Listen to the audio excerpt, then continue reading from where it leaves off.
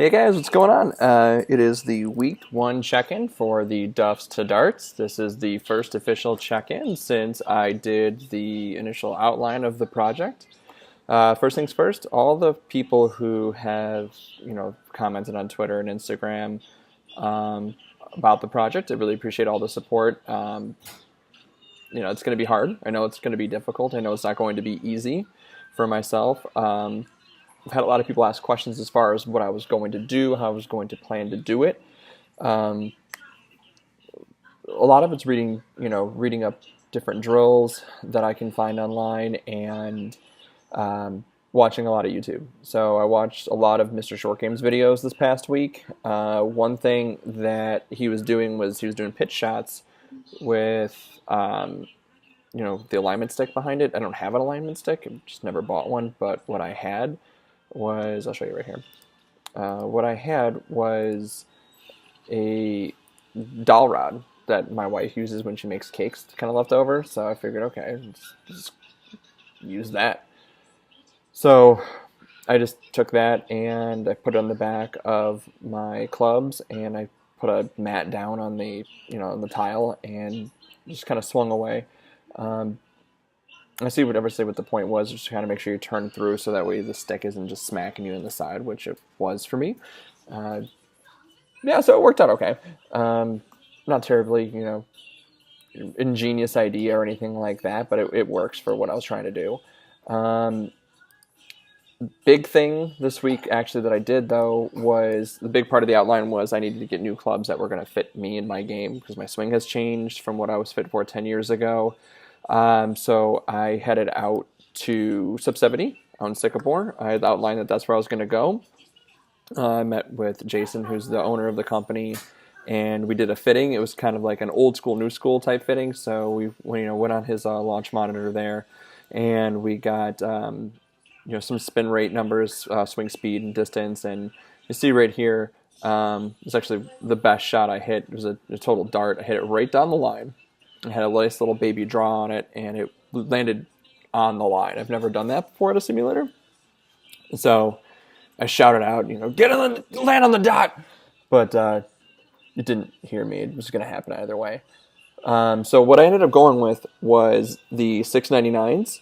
That is their, it's not game improvement iron, but at the same time, it's not a blade or a forged iron. It's not something that, that I'm going to outgrow anytime soon. It's something that I'm actually going to be able to play from my current handicap at the 20 right now.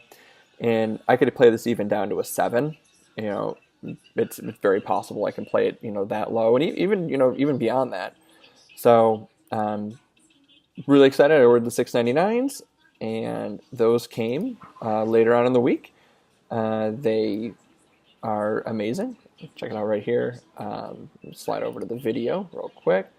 So 699s they came in the box, and what I did is I did a unboxing video. It's on the same channel here, so you can check that out if you want to see how they're packed and how they came and everything like that.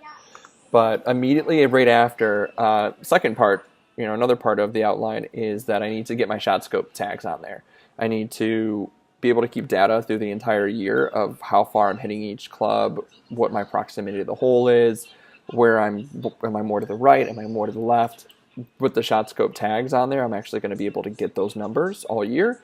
So that was the first thing I did. I put that on there. The only tag that's not on right now is one for my driver. I have a Cobra F8, and that came with the Arcos Quick Connect tag on it. So the only way to take that off is actually I have to go and re-grip it. So I have to take it into the shop, have them cut the grip off, put a new grip on, and then that way I can put the shot scope tags on there. So I'll do that in the near future, but it snowed like 5 inches today here in northern Illinois. So it's not like I'm going to be playing golf outside anytime soon. Really excited for the clubs. They look great. They feel great. So yeah, that's that. Practice-wise, this week, full disclosure, I missed 2 days of the 100 swings. So I missed the 100 swings on Sunday. I was doing golf-related topics. I was working on a project that I'm working on for Golficity. It was a dry run at something new. Needs to shorten up a little bit. We need to keep working on it, so that one didn't get posted, but hopefully this week's goes a little bit better. We'll get it out there. So that took up my Sunday night. I thought it would take like an hour, and it took like 2.5, 3. So I need to sharpen that up. And then yesterday was Tuesday, the 20. Let me check the 22nd. I forgot what today's day was. Yesterday was Tuesday, the 22nd. That's when those sub 70 clubs came. So my focus was on getting those out of the box, doing the unboxing video, getting the shot scope tags on it. No excuse, I didn't do any practice. And at night, like I should have, I did some chipping in the morning, but not enough. Another practice that I did do this week was I did a lot of chipping. So right here is, I just put up my putt-out mat when my kids were running around playing, and that bag has 25 golf balls in it, so I know each time I do a bag is 25. I do 4 sets of any drill, that's 100. So I actually did this chipping drill. I did around 200 chips actually that night. We had stuff on the TV, and my wife and I were having a conversation while I did it. So I would do 50 two-handed chips. I'd do 25 left-handed chips, 25 right-handed chips, and they were always about 8 feet or so. So it wasn't anything that was super long or anything like that. It just was something that it was fun for me. What the rule was that I made for myself was if it hit the circle on the putt out, I counted it as a made putt or a made chip, put it to the left. If I didn't, I moved it off to the right. Did some putting outside. I'll put up the videos for that next week's check-in because I plan to do it more, but I measured the hallway speed with another app that I've got called Golf Scope. So I have Shot Scope for swinging clubs, and I have Golf Scope, which is a green reading app, but built into it is a stimp meter. So I was able to put a ball down and measure the speed of the carpet out in the hallway here at the condo, which was pretty cool because I knew it was fast. It rolled at a 12. So based off of that, I did like long lag putting at a 12 on the stimp. Same thing with that same bag of 25 balls.